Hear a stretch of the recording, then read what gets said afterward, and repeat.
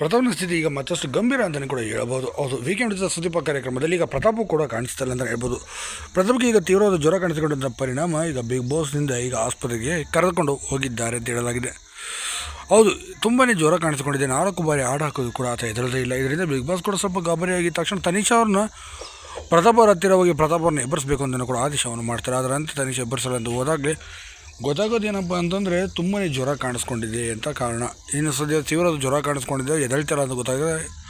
ಇಬ್ಬರು ವೈದ್ಯರು ಸಹ ಒಳಗಡೆ ತಂಡ ಬರುತ್ತೆ, ನರ್ಸ್ಗಳ ತಂಡ ಬರುತ್ತೆ. ತಕ್ಷಣ ಎಲ್ಲ ನೋಡಿದಂಥವ್ರು ಬೇಗ ಆಂಬುಲೆನ್ಸ್ ತರಿಸಿ ಎಮರ್ಜೆನ್ಸಿ ಅಂತ ಕೂಗ್ತಾರೆ. ಆಗ ಎಮರ್ಜೆನ್ಸಿಯಿಂದ ಆಂಬುಲೆನ್ಸ್ ಕೂಡ ಓಡಿ ಬರುತ್ತೆ ಅಂತಲೇ ಕೂಡ ಹೇಳ್ಬೋದು.